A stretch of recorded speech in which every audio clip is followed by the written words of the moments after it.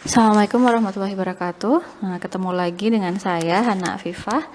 Jadi untuk semester ini saya mengajar kalian pengantar bisnis 3 ya untuk kelas pagi, dan untuk kelas malam pengantar bisnis 3 dengan manajemen pemasaran.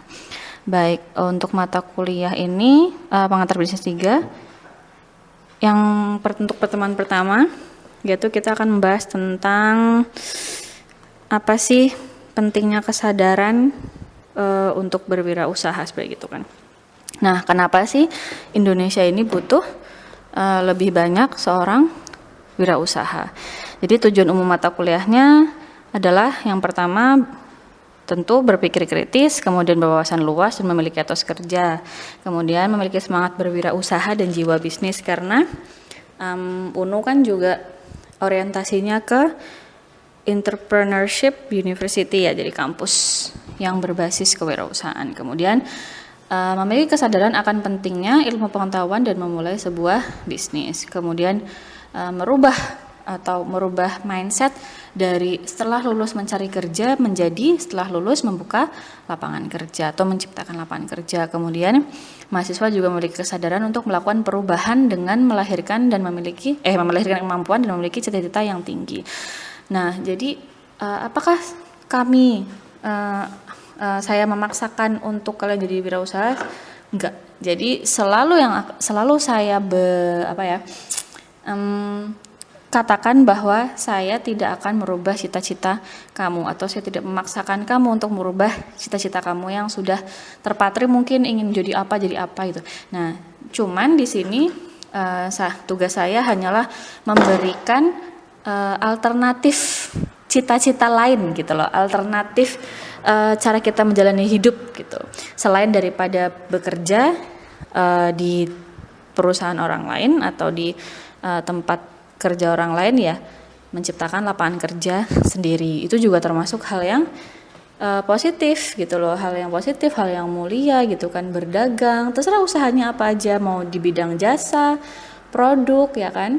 Banyak perempuan ada kecantikan, mungkin online shop kan banyak, laki-laki juga mungkin bisa buka bengkel pun bisa, secara sederhana ya buka bengkel, atau misalkan jualan makanan gitu kan, restoran, atau nggak usah restoran lah, jauh-jauh ya, warteg gitu kan, warteg. Terus apalagi banyak kan. Nah, sekarang pun saya sudah lihat beberapa dari kalian sudah punya usaha sendiri ya kan. Ada yang usaha es degan, ada yang keripik kaca, terus kemudian ada yang makan-makan lah banyak, kemudian jualan mungkin susu ya kan. Nah, itu beberapa yang saya ingat ya, tapi saya rasa masih banyak lagi. Nah, kemudian di sini ada tulisan bisnis. Apa sih bisnis gitu kan? B-nya berbasis ilmu. Ya, karena walaupun misalkan contoh Bu, saya ingin berbisnis, saya ingin jadi wirausaha, tapi background saya bukan orang bisnis, atau background saya bukan manajemen bisnis gitu. Mungkin backgroundnya gue jurusan lain, misalkan dia backgroundnya fisika, dia backgroundnya matematika, dia backgroundnya agama gitu kan, pendidikan agama. Apakah bisa? Tapi tetap harus punya ilmunya. Bagaimana caranya? Ya kalau memang belum pernah kuliah di jurusan bisnis, ya ikutlah seminar-seminar kan gitu, biasanya seminar, atau misalkan sekarang kan webinar, atau beli buku, baca-baca buku tentang bisnis, atau mungkin tentang tokoh-tokoh perilaku bisnis gitu kan bisa. Nah, kemudian mungkin ke konsultan bisnis. Memang sih mahal ya konsultan bisnis gitu kan. Nah, apakah harus ke konsultan bisnis yang berbayar sih Bu? Enggak. Kamu bisa belajar dari temanmu atau orang terdekatmu yang sudah pernah merintis usaha gitu. Kemudian yang ini inovatif? Iya. Sebagai seorang entrepreneurs gitu kan, sebagai seorang entrepreneurs harus inovatif. Kenapa? Kalau nggak inovatif, kalau nggak bisa memutar otak untuk menciptakan sebuah ide-ide baru yang kreatif, yang cemerlang gitu, nanti akan terkikis oleh masa, oleh waktu gitu kan. Seperti produk handphone, banyak kan yang sudah terkikis oleh waktu karena tidak bisa mengikuti perkembangan zaman atau perkembangan inovasi yang ada. Teman-temannya udah, misalkan nih dia kayak zaman dulu kan Nokia kan memang HP canggih lah ya, sejuta umat gitu kan semua pakai. Tapi ternyata ketika sampai sini teman-temannya udah pada ngeluarin smartphone, dia belum. Pada akhirnya kan dia terkikis. Nah, cuman sekarang memang dia sudah mulai bangkit lagi mengeluarkan smartphone juga. Tapi kan telat pada akhirnya gitu. Akhirnya terkikis oleh apa? Samsung, apalagi Vivo gitu-gitu kan, banyak. Nah, kemudian strategi. Yes, benar. Kenapa perlu strategi? Kenapa perlu strategi? Karena kita udah punya produk. Oh, kita tahu nih, kita cemerlang banget. Saya mau bikin apa, misalkan rumah yang bisa terbang gitu, rumah yang bisa pindah, rumah portable gitu, whatever itu. Kemudian, tapi kamu nggak punya strategi untuk bagaimana caranya produk saya bisa laku. Bagaimana caranya orang-orang itu tahu kalau produk saya ini bagus. Nah, kalau kamu nggak punya strategi untuk memasarkan produkmu, bagaimana cara reach out your consumer gitu kan, bagaimana menggapai konsumenmu, ya produkmu yang cemerlang banget itu ya cuma jalan di tempat di situ-situ aja, nggak ada yang tahu gitu kan. Nah, kemudian N-nya niat yang kuat gitu kan. Iya, kalau nggak ada niat ya nggak usah berbisnis lah, apapun kalau tanpa niat juga kan malas-malasan, setengah-setengah gitu. Kemudian informasi dan teknologi. Nah, sekarang sudah zamannya teknologi, marketing pun sudah pemasaran pun juga zamannya sudah menggunakan internet. Kemudian segala hal berbisnis sekarang sudah ditopang dengan teknologi. Kemudian informasi ini penting gitu kan, karena apa? Tanpa informasi kamu nggak ngerti mau melangkah kemana. Kan otomatis gini, contoh misalkan kamu mau memasarkan produk, oh ya saya punya produk A misalkan, ini produk A ini cocoknya untuk bayi misalkan. Nah, kamu cari informasi bayi ini, misalkan kayak produknya baju, bayi ini kulitnya kan sensitif, berarti kan kamu harus menciptakan baju dengan bahan yang tidak gatal di bayi gitu kan. Nah, terus bagaimana caranya? Kamu mencari informasi bayi ini kulitnya sesensitif apa sih, atau bayi ini biasanya tuh naik kepanasan terus keringat buntet kan, berarti kan harus pakai bahan yang nyerap keringat juga gitu. Terus bayi ini nggak bisa pakai baju yang berbahan tebal dan berat gitu kan, karena dia nanti kan nggak nyaman. Itu informasi banyak lah, itu penting. Kemudian yang S itu adalah supel. Ini ngambil dari ini ya, kalau nggak salah Ciputra. S itu supel, iya kalau kamu itu orangnya pendiam banget. Nah, memang kita tidak bisa merubah karakter orang ya, kalau memang karakter orang itu introvert atau dia itu pendiam banget, itu kalau kita suruh vokal kadang susah ya. Jadi bagaimana siasatnya kalau memang dia ingin berbisnis gitu kan, atau dia seorang pengusaha tapi dia orang pendiam banget, ya solusinya adalah dia harus punya partner yang ekstrovert, dia harus punya partner yang supel. Jadi mungkin otak-otaknya ada di yang pendiam tadi, tapi cara menyampaikannya ke orang lain, ke mitra-mitra, ke konsumen-konsumen, yaitu partnernya yang tadi, orangnya yang supel tadi, begitu. Nah, ini ada pertanyaan lagi nih, kewirausahaan atau industri. Pertanyaannya adalah, apa yang akan saudara lakukan setelah menyelesaikan pendidikan di UNU? Ada 3 nih, mau jadi pegawai atau mencari pekerjaan, mau jadi wirausahawan, atau jadi karyawan sambil berwirausaha. Nah, memang sepertinya karena misalkan dibayangkan jadi wirausaha duitnya banyak, enak ya, tapi sebenarnya enggak juga sih. Wirausaha itu yang pasti utangnya banyak. Jadi mau jadi pegawai nggak apa-apa, misalkan ada dulu saya pernah juga nanya kayak gini kan, oh iya Bu, ini mungkin awalnya jadi pegawai dulu Bu, kita nabung-nabung buat nanti buka usaha. Boleh, teman saya pun ada yang dia jadi pegawai dulu, tapi pegawainya bukan pegawai cek-cek, dia jadi pegawai di salah satu perusahaan minyak dunia gitu. Jadi gajinya dia 1 bulan itu sekitar 50 sampai 70 juta per bulan. Nah, jadi dia anak itu mikir, teman saya itu mikir bahwa saya mau jadi wirausaha tapi nggak punya modal, tapi dia nggak mau utang. Akhirnya dia nyari pekerjaan yang dimana dia bisa dapat duit banyak secara dalam waktu cepat. Nah, kebetulan dia pinter gitu, jadi dia diterima di perusahaan minyak dunia, kemudian perusahaan minyak internasional ya. Kemudian dia sudah dapat sekian M, dia resign, dia buka usaha. Bisa. Kalau misalkan Bu, saya mau jadi pegawai dulu tapi misalkan gajinya cuma 2 jutaan misalkan sebulan, ya nggak apa-apa. Tapi kalau kamu mengandalkan nabung itu, ya kalau misalkan cita-citamu buka usahanya yang modalnya se-M, ya susah. Ya paling apa sih nanti mau usaha restoran misalkan gitu kan, restoran kan nggak terlalu banyak banget gitu. Jadi pegawai dulu misalkan untuk nabung, kemudian nanti jadi apa, buka restoran. Nah terus misalnya dia tanya lagi gini, Bu tapi apa nggak telat ya Bu kalau kita jadi pegawai dulu, kan keburu umur kita tambah banyak, terus memulai usahanya nanti di masa tua susah. Nggak susah juga, banyak juga pengusaha yang memulai di masa tua. Nggak ada. Jadi pengusaha itu tidak ada batasan umur gitu. Kamu udah tua menjadi pengusaha nggak apa-apa gitu loh. Saudara saya pun ada yang umurnya sudah 45 tahun itu baru jadi pengusaha gitu. Setelah resign dari pekerjaannya yang udah dia tekuni selama 20 tahun lebih gitu. Nah kemudian, Bu saya mau murni jadi wirausaha tapi saya nggak punya duit, utang boleh nggak? Boleh. Kamu mau misalkan gini, saya mau jadi wirausaha Bu, tapi saya nggak punya duit, tapi saya nggak mau kerja.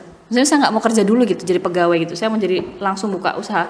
Nggak apa-apa, utang nggak masalah, banyak kok KUR, kan kredit usaha rakyat gitu kan, KUR BRI, ada KUR Mandiri, nggak apa-apa.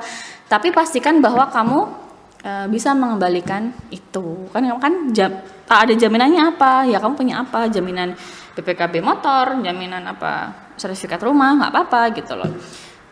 Itu suatu langkah yang besar gitu, karena utang ini harus dibayar gitu.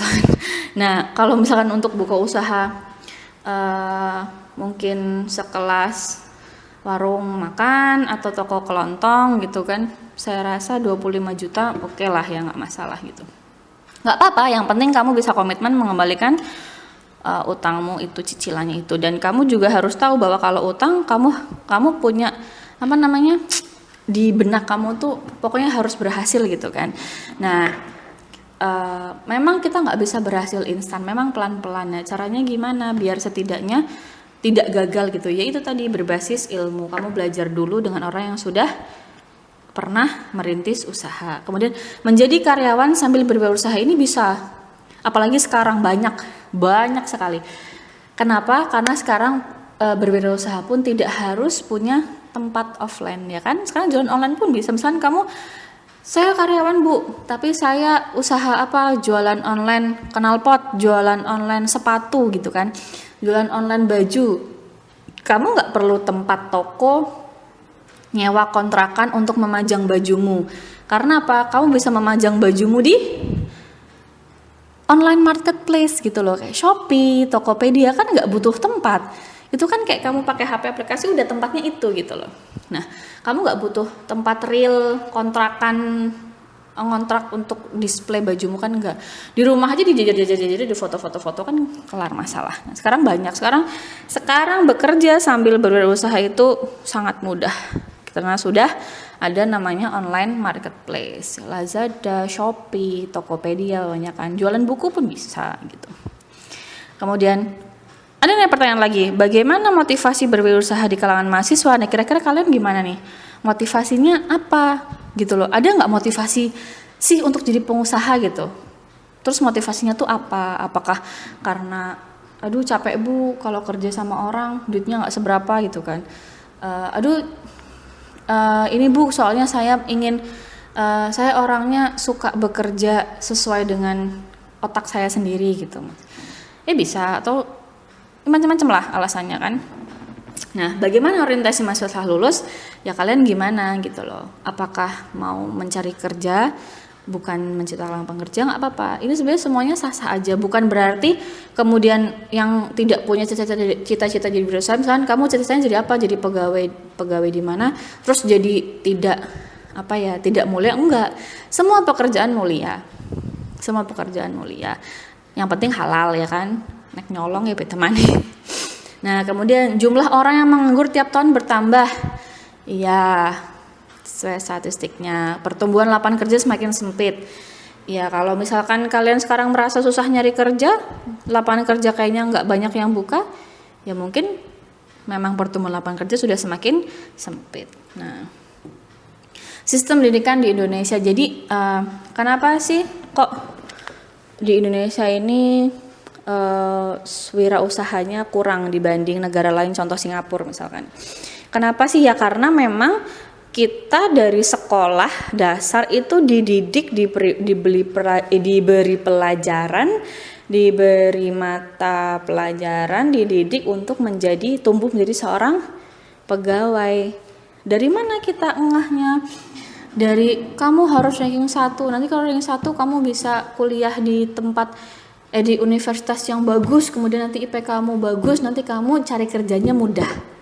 Sering nggak dengar kayak gitu? Sering kan? Ya itu karena kita didoktrin terus, oh iya saya nilainya harus bagus karena nanti saya mau kerja dapat pekerjaan itu lebih mudah atau kerja di tempat yang lebih bagus.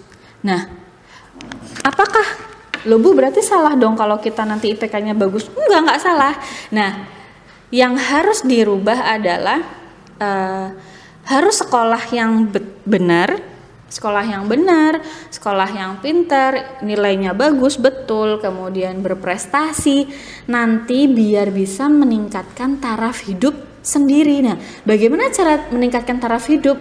Gak cuma sendiri ya, kalau taraf hidupmu itu meningkat, otomatis taraf hidup orang tuamu pun meningkat. Apa iya kamu taraf hidupmu meningkat terus kamu ninggalin orang tua? Kan gak mungkin. Jadi untuk meningkatkan taraf hidup, nah bagaimana cara meningkatkan taraf hidup? Itu ada banyak cara. Bisa kamu bekerja, bisa kamu berwirausaha, ya kan? Nah di sini yang dirubah tuh di mindsetnya, pertengahan antara kamu berprestasi dengan taraf hidup. Tapi selama ini yang sering terdengar di telinga anak-anak, ya anak-anak sekolah, anak kuliah, mbak-mbak mas-mas kuliah adalah, oh iya nih saya harus berprestasi, sekolah nilai saya harus bagus, nanti saya bisa kuliah di tempat yang bagus, terus berprestasi, IPK-nya bagus biar nanti saya lebih mudah mendapatkan pekerjaan atau saya bisa mendapatkan pekerjaan yang gajinya tinggi.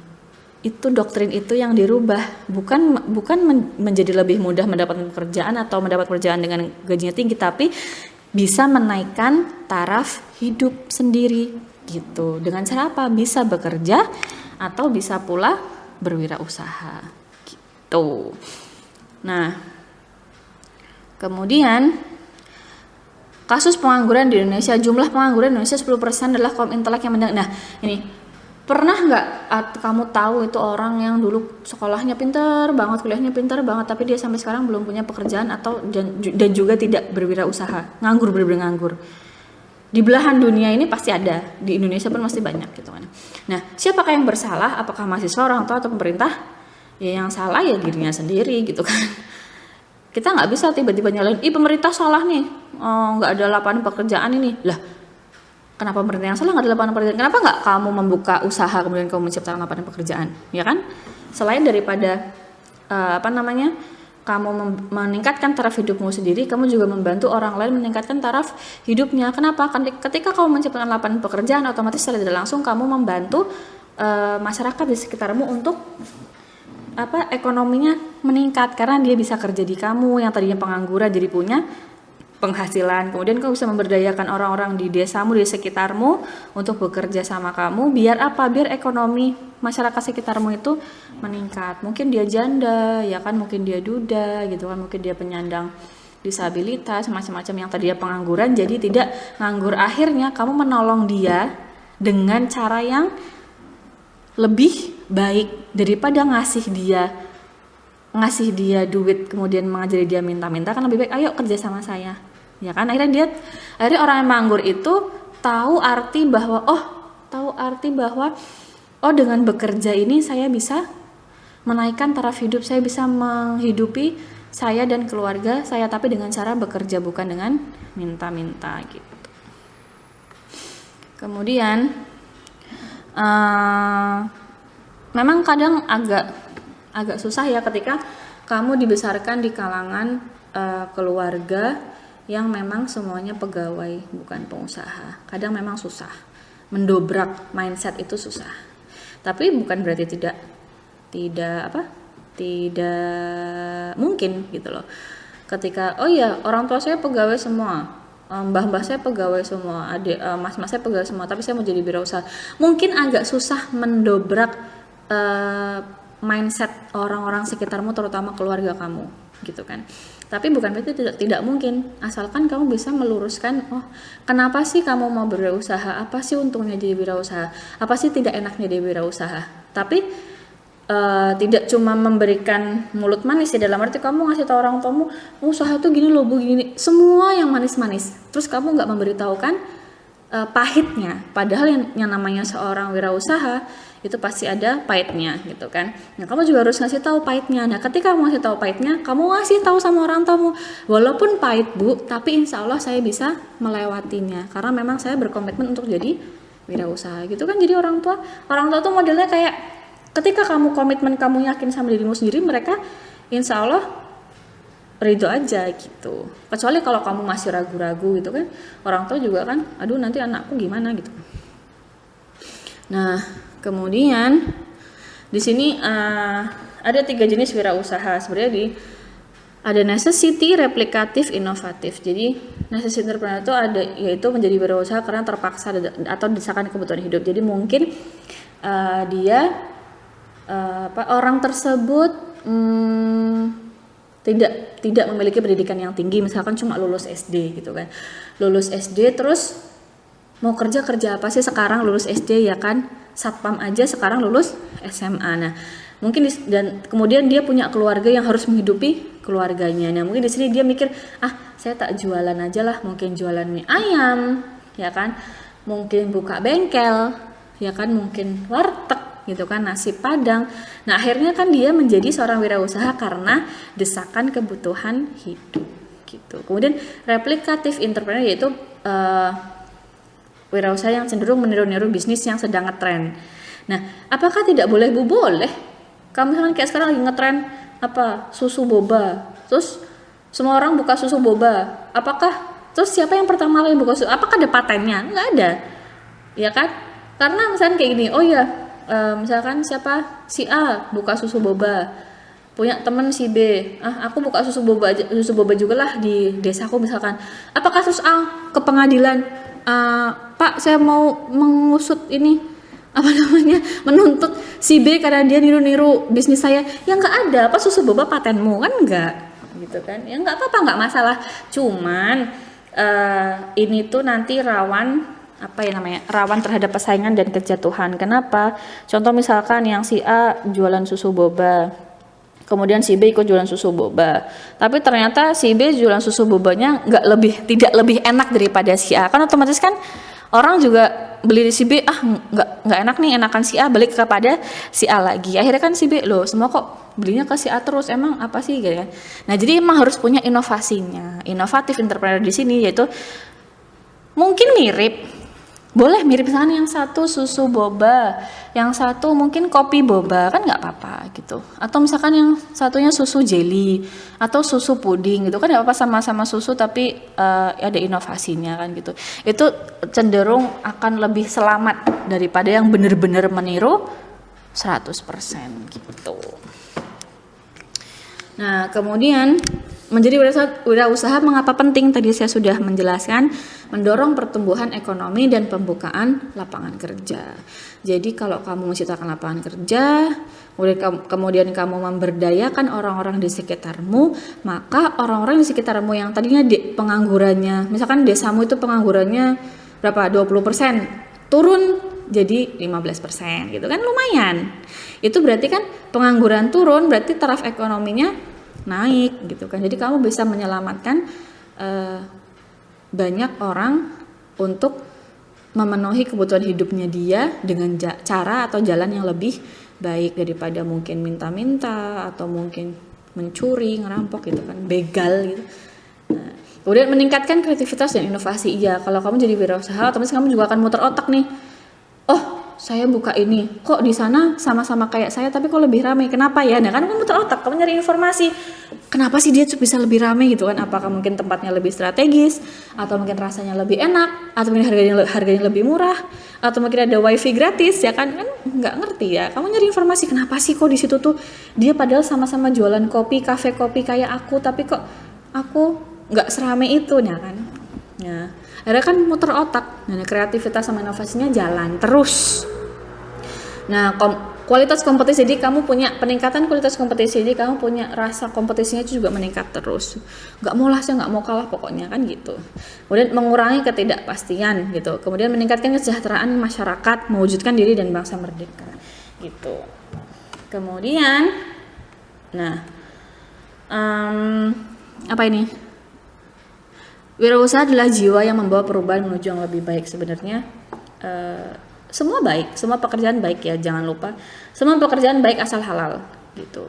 Ini kita hanya memberikan doktrin-doktrin kecil lah kepada kamu, alternatif yang bisa digunakan untuk menaikkan taraf hidup atau menjalani kehidupan, yaitu dengan berwirausaha gitu. Kemudian, nah ini kalau kita lihat di rasio pengusaha di Singapura 7,2, Cina, Jepang 10, Amerika Serikat 11, Indonesia 0,2. Ini kan jauh sekali. Nah itu. Nah, sebagian besar produk pendidikan yang tadi saya sudah jelaskan kan. Kenapa? Karena di sistem pendidikan Indonesia adalah doktrinnya itu masih yang kamu yang tadi kan pinter nanti biar bisa dapat pekerjaan yang gajinya gede atau pekerjaannya lebih mendapatkan pekerjaan lebih mudah gitu. Itu doktrin itu yang harus dirubah. Jadi pinter berprestasi untuk menaikkan taraf hidup dengan cara apa? Ya bisa bekerja atau berwirausaha. Begitu. Kemudian nah terus kalau kamu misalkan udah nggak kerja, udah nggak wirausaha, kamu nganggur, mau kamu punya aset sebanyak apapun nanti lama-lama habis kalau nganggur. Kalau kita nggak diputer itu asetnya kan nganggur. Kemudian aduh saya nggak punya duit, saya jual emas, mau makan jual emas buat makan, jual tanah buat makan. Kenapa bisa jual tanah? Ya ini nggak, kenapa bisa gitu kan, kenapa bisa sih aku jual tanah untuk kehidupan gitu, memenuhi perut misalkan. Ya karena kamu malas, kamu nggak mau belajar, kamu nggak mau sekolah, ya kan. Kemudian kamu nggak jujur, kamu bodoh, nafsu ingin cepat kaya, kamu nggak kerja, nggak wirausaha, tapi kamu pengen sugih, kan susah gitu. Nah, di sini ada gambar duit banyak dari mulai pelajar sampai wirausaha. Tapi tolong ya ini jangan terus melulu jadi wirausaha itu pasti duitnya banyak. Ya nanti kalau memang kamu berhasil sukses selama bertahun-tahun kamu membina usahamu, insya Allah memang duitnya akan lebih daripada kayak saya dulu pernah cerita gini di kelas mana ya saya lupa. 10 tahun kamu bekerja, dengan 10 tahun kamu membina usahamu, mungkin uangnya akan lebih banyak 10 tahun kamu membina usahamu gitu loh. Bukan maksudnya saya mau wirausaha nih, kemudian bulan depan kamu harus udah blek 1M, ya nggak mungkin, ya kan gitu kan. Nah jadi maksudnya kenapa bisa duitnya lebih banyak tuh perbandingannya begini. 10 tahun kamu kerja di PT, gajimu 2 juta, selama 10 tahun 2 juta. Tapi kalau kamu 10 tahun membina usahamu, mungkin pertama laba dari usahamu itu tidak lebih besar daripada gaji PT. Mungkin labanya sebulan pertama, kalau gaji PT kan 2 juta terus dari bulan pertama sampai nanti 10 tahun kemudian kan. Nah kemudian kalau 10 tahun kamu membina usaha, mungkin bulan pertama kamu cuma badi 100.000 atau paling badi 20.000 gitu kan, 20.000 gitu.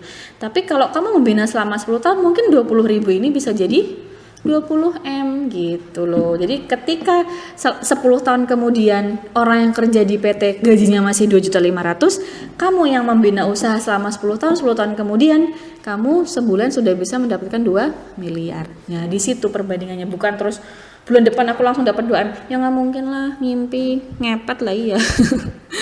Terus kemudian inspirasi usaha apa yang menginspirasi diri kamu untuk menjadi seorang wirausaha? Ada banyak, mungkin bisa jadi latar belakang pendidikan, mungkin karena kamu kuliahnya di jurusan bisnis, jurusan manajemen, akhirnya kamu ingin jadi wirausaha. Terus kemudian skill, nah mungkin kamu punya skill tertentu, mungkin kamu bukan orang TI, tapi kamu karena suka dengan website gitu, terus akhirnya kamu jadi paham atau ngerti cara web design, kemudian kamu buka usaha desain web, gitu juga bisa.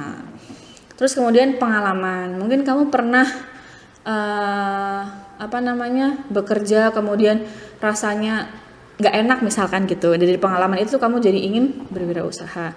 Mungkin kegemaran hobi, mungkin hobimu sekarang lagi ngetren ya, hobinya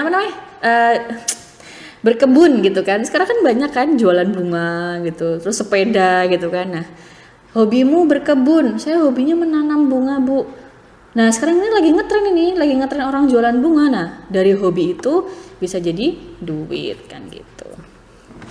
Terus kemudian dari lingkungan juga, mungkin lingkunganmu, entah itu lingkungan keluarga atau lingkungan rumah itu kebanyakan pengusaha, akhirnya kamu ketularan ingin berwirausaha gitu. Nah untuk yang tadi masalah pendidikan di Indonesia tadi, solusinya gimana? Jadi biar anak-anak atau mahasiswa itu punya jiwa wirausaha, ya solusinya adalah menyisipkan atau mewajibkan mata kuliah kewirausahaan di setiap prodi, atau mungkin bisa jadi untuk mata kuliah wajib universitas seperti di UNU gitu kan, dan di kampus-kampus lain pun kewirausahaan sudah menjadi mata kuliah wajib gitu. Biar apa? Biar nanti mahasiswa ketika lulus, ketika sudah tidak ada sempit lapangan pekerjaannya, dia bisa membuka atau menciptakan lapangan kerja sendiri, yaitu dengan berwirausaha gitu. Nah, bagaimana cara menumbuhkan mental wirausaha? Cara menumbuhkan mental wirausaha yaitu melalui proses berkelanjutan, ya kan? Pertama belajar dulu, kemudian berlatih dulu, setelah berlatih bertindak, baru sukses berkelanjutan. Nah, latar belakang perlunya berwirausaha ya agar mampu menatap masa depan yang lebih baik. Apakah yang lainnya nggak lebih baik, Bu? Baik, sama. Ini cuma kita memberikan alternatif lain gitu loh, biar kamu tuh memandang wirausaha tuh tidak kecil gitu. Kemudian berwirausaha diharapkan seseorang mampu mandiri dan membuka lapangan kerja bagi orang lain. Dia juga mandiri, tapi dia juga bisa membantu orang lain dengan cara merekrut menjadi bekerja dengan dia. Kemudian menjadi bos bagi usahanya, atau lebih baik membayar gaji daripada menjadi orang gajian. Maksudnya gini, ada kan tangan di atas lebih baik daripada tangan di bawah. Nah kalau kamu gajian kan kamu tangannya di bawah terima gajian, tapi kalau kamu menggaji karyawanmu kan kamu tangannya di atas gitu loh ceritanya, intinya gitu. Jadi kamu gaji. Kemudian kendala bagi seseorang memulai usaha banyak. Ada ketakutan pasti. Mungkin takut awal-awal, tapi kan kalau udah komitmen ya udah jalan gitu. Mungkin takutnya apa? Takut rugi, takut bangkrut, takut nggak laku gitu kan. Kemudian mungkin ketakutannya juga termasuk, aduh kalau berusaha kan duitnya kan nggak mesti, kadang untung, kadang enggak, mungkin takut itu tidak pasti. Itu memang selalu ada ketidakpastian, kayak main bola lah, ditendang ke sana karena bolanya kan bunder, niatnya nendangnya lurus jadi menceng kan gitu.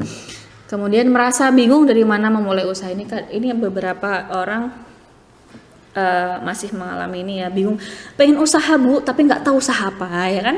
Ya kamu dilihatlah kamu ilmunya apa, kamu maksudnya ilmu yang kamu tahu tuh apa, skill yang kamu punya tuh apa gitu.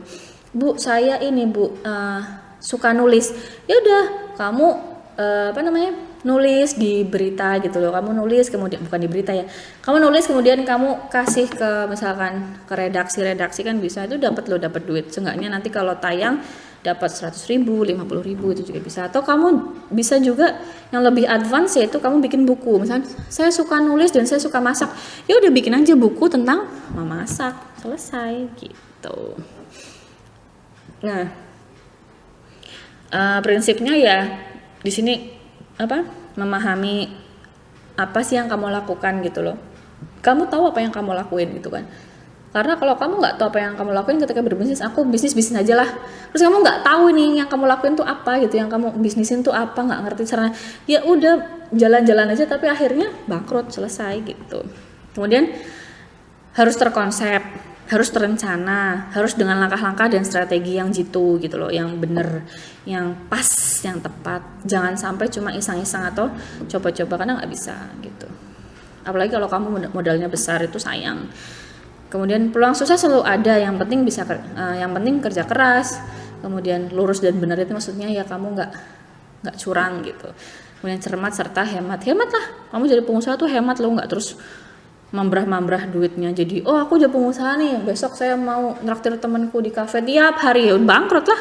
Udah kamu usahanya apa, sebulan cuman misalkan pertama-tama badine mau 100.000, tapi kamu terus nraktir teman-teman 1 juta karena kamu kepalang gengsi, ya kan, itu bahaya.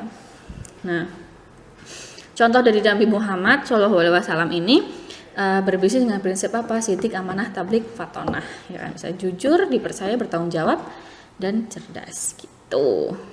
Nah, insting usaha insting yang harus dimiliki apa sih ya? Kemampuan membaca pasar. Kamu tahu kamu punya produk, kamu mau memasarkan produkmu di mana, atau kamu tahu ini ada pasarnya tapi produknya belum ada, ya kamu ciptain produk tersebut. Kemudian kemampuan negosiasi, tawar menawar. Bukan saya nggak beli bu, saya kan jual, masa tawar menawar? Ya iyalah, pembeli kan nawar, kamu juga harus pinter dong negosiasi. Masa enggak nih, modalmu misalkan aku modal ini 100.000, kamu jualnya 200.000, terus kemudian ada pembeli nawar 100.000, terus sama kamu dikasih, ya kamu nggak dapat untung lah, cuma balik modal doang kayak gitu. Nah, terus negosiasi ini juga penting untuk mitra. Jadi kan kamu kalau usahakan kamu pasti punya mitra yang nyuplai raw material bahan mentahmu siapa, terus nanti distribusinya kemana, itu kan juga harus perlu negosiasi. Kemudian kemampuan menentukan kapan dapat mengambil untungan atau kapan tidak. Kemudian kemampuan untuk mengetahui dan menemukan sumber-sumber potensi. Supel ramah, sopan, menghargai dan menghormati dengan tidak mengurangi nilai harga diri. Ada lagi dapat dipercaya. Terus kemampuan menghadapi berbagai karakter manusia. Iya, kalau kamu berusaha kemudian kamu punya pegawai, kamu harus mampu menghadapi segala macam jenis karakter pegawaimu, segala macam jenis karakter klienmu, ya kan? Segala macam jenis karakter mitramu. Itu harus tahu. Jadi emang sih jadi orang usaha apakah cuma cukup kamu pinter pemasaran aja? Enggak, kamu harus kamu harus tahu pemasaran, tahu produksi, tahu SDM, kan? Mereka pelajarannya banyak, mata kuliahnya di manajemen. Nah, kemudian mampu mengatur keuangan yang terakhir. Jangan sampai besar pasak daripada tiang. Gitu. Bagaimana memulai usaha atau bisnis? Pertama lihat keadaan pasar. Jadi tahulah, mungkin kamu juga mungkin pasarnya ada, produknya nggak ada. Nah, kamu menciptakan produk sesuai dengan kebutuhan pasar, atau kamu menciptakan produk dulu baru nyari pasar. Sebenarnya akan lebih mudah ketika pasarnya sudah ada, tapi terus kamu menciptakan produk yang sesuai keinginan pasar daripada kamu punya produk dulu baru nyari pasar gitu. Kemudian lihat kebutuhan dan harapan konsumen. Jadi lihatlah, konsumen tuh butuh ini enggak, misalnya kayak gini, di desa itu banyak banget yang suka beli burger ke kota. Otomatis kan desamu nggak ada burger nih, ini pasarnya adalah mereka konsumen burger tapi harus ke kota. Buka burger di desaku aja, karena banyak sekali yang suka makan burger sampai pergi ke kota gitu loh. Daripada kamu punya produk nyari pasarnya, mending memang akan lebih mudah ketika ada pasarnya, terus kamu ngasih produk yang mereka butuhkan dan mereka inginkan gitu. Berinovasi otomatis ya, kemudian tanggung jawab etika moral iya, kemudian komunikasi yang baik terhadap konsumen. Nah, cara memasuki dunia usaha ada 4 cara di sini. Merintis usaha baru itu dari nol, benar-benar itu dari nol.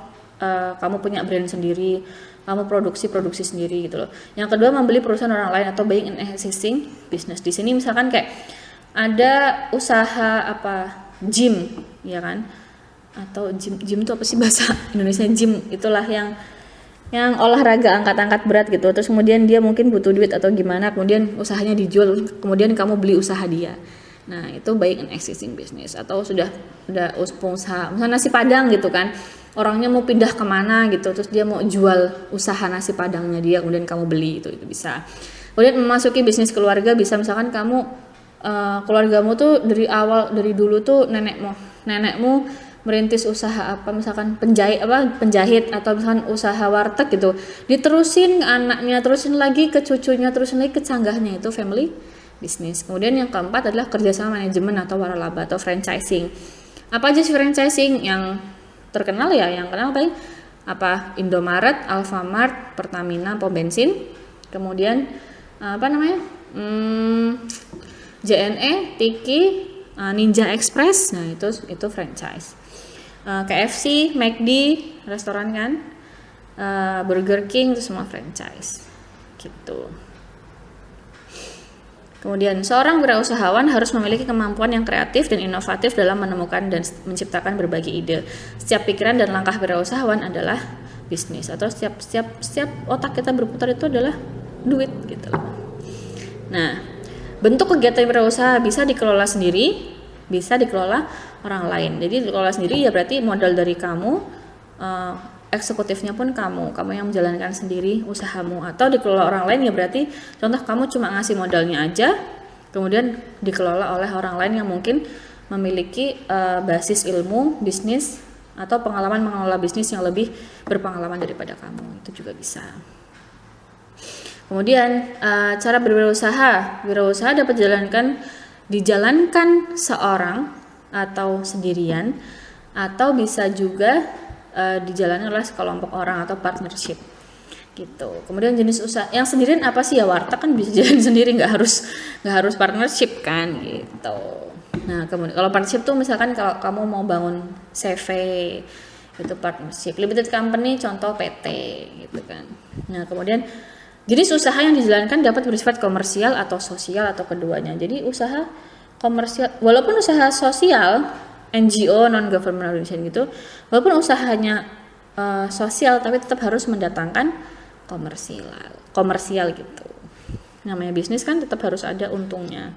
Memiliki modal sekaligus menjadi pengelola gitu. Jadi ya tadi yang dikelola sendiri ya modal dari kamu, yang ngelola juga kamu, atau menyetor modal kepada orang kemudian dikelola oleh pihak mitra tersebut.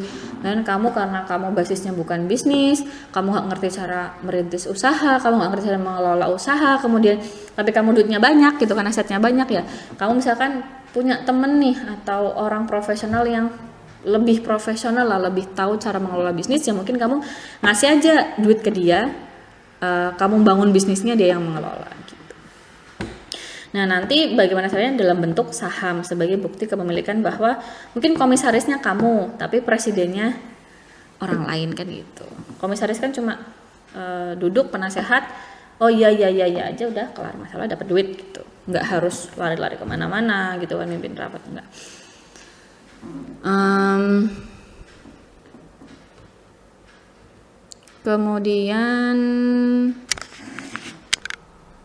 Kemudian ini ada perbedaan wirausaha, manajer, dan kewirausahaan.